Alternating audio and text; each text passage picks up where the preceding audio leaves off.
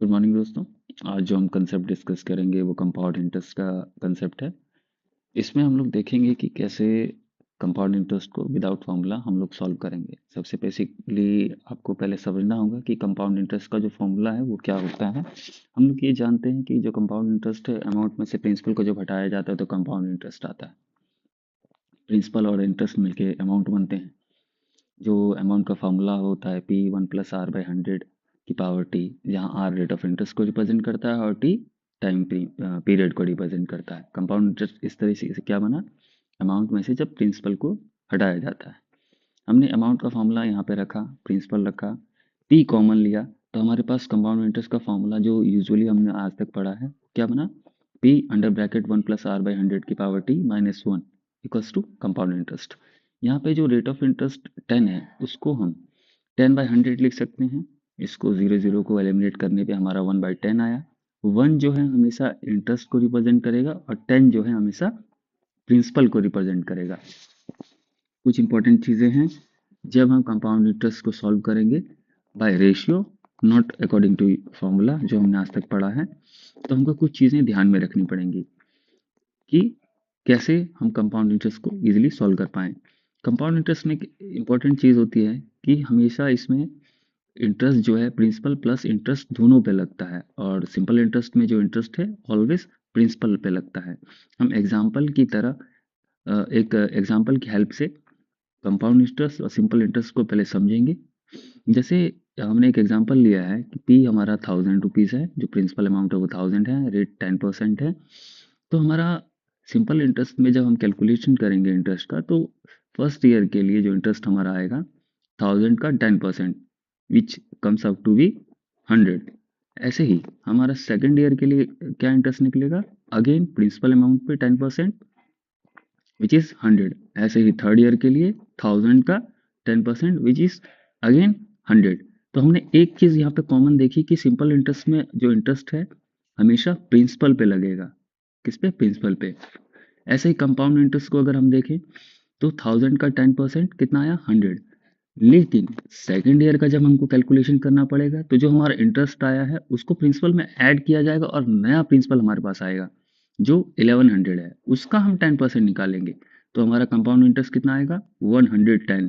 ऐसे ही third year के लिए जब हम निकालेंगे तो जो हमारा इंटरेस्ट आया वो फिर अगेन प्रिंसिपल में ऐड हो जाएगा और हमारे पास नया प्रिंसिपल आया जाएगा जो कि अपना 1210 बना, और उसका 10% निकाला हमने तो 121 हमारा कंपाउंड इंटरेस्ट आया।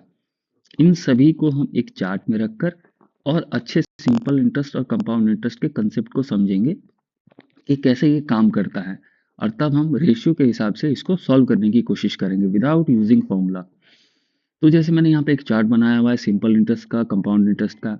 तो सिंपल इंटरेस्ट के लिए फर्स्ट ईयर का इंटरेस्ट अपना कितना आया, 100। कंपाउंड इंटरेस्ट के लिए भी 100। तो दोनों ईयर के लिए फर्स्ट ईयर के लिए कंपाउंड इंटरेस्ट और सिंपल इंटरेस्ट का जो प्रिंसिपल था, इंटरेस्ट था वो सेम था। सेकेंड ईयर के लिए अपना 100, थर्ड ईयर के लिए 100, लेकिन कंपाउंड इंटरेस्ट में 110 और 121। इस चार्ट से हमको क्या क्या चीज़ें पता चली पहले वो हमको समझना पड़ेगा कि फर्स्ट ईयर के लिए एस आई और सी आई हमेशा सेम होता है। ध्यान रखिएगा, इस पे भी क्वेश्चन आता है कि फर्स्ट ईयर के लिए एस आई और सी आई दोनों सेम रहेगा।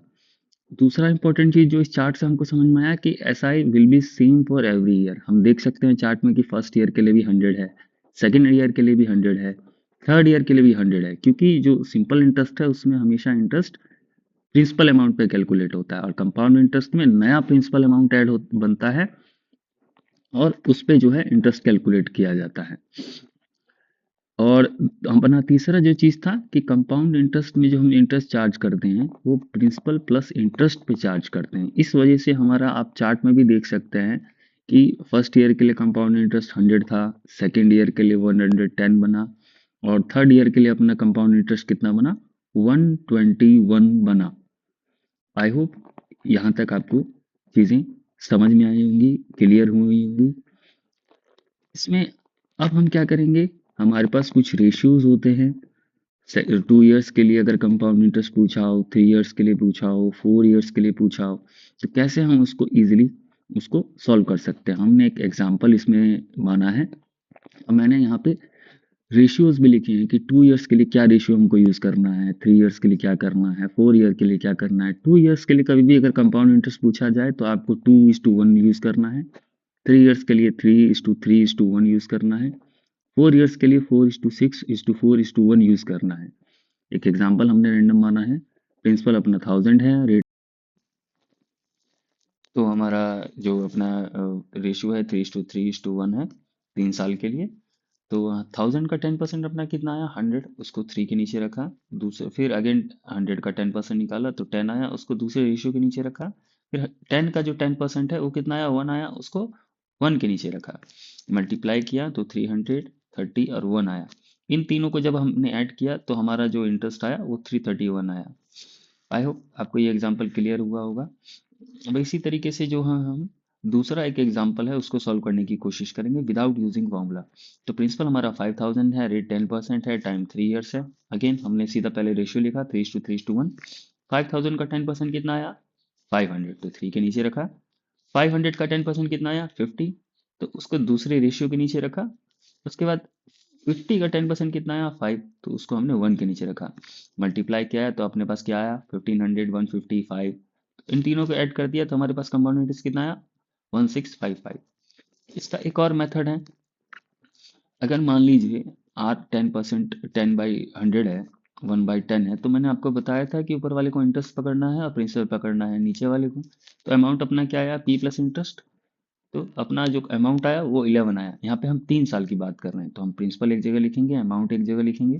प्रिंसिपल हमारा जो है 10 है। ओके, प्रिंसिपल हमारा 10 है तो हमने 10 10 10 3 बार लिखा। इन तीनों को मल्टीप्लाई करने के बाद हमारे पास एक्चुअल प्रिंसिपल कितना है 1000। ऐसे ही अमाउंट 11 11 11, क्योंकि 3 साल की बात की गई है, तीनों को मल्टीप्लाई किया तो 1331 आया। दोनों का डिफरेंस कैलकुलेट किया तो हमारे पास 331 जो है वो क्या आया हमारे पास इंटरेस्ट आया। आप यहाँ पे ये देखिए कि हमने प्रिंसिपल 1000 माना था लेकिन क्वेश्चन में प्रिंसिपल कितना है 5000 है।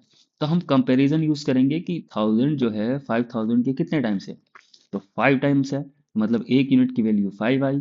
तो हमारा जो अपना इंटरेस्ट था वो कितना यूनिट्स था 331 यूनिट्स। इन 330 यूनिट्स को जब हम 5 से मल्टीप्लाई करेंगे तो हमारा आंसर जो आएगा वो 1655 आएगा। Thank you for watching. I hope आपको कंसेप्ट क्लियर हुआ होगा। अगर कुछ डाउट्स हैं तो प्लीज़ कमेंट सेक्शन में इसको मेंशन कीजिए। उसको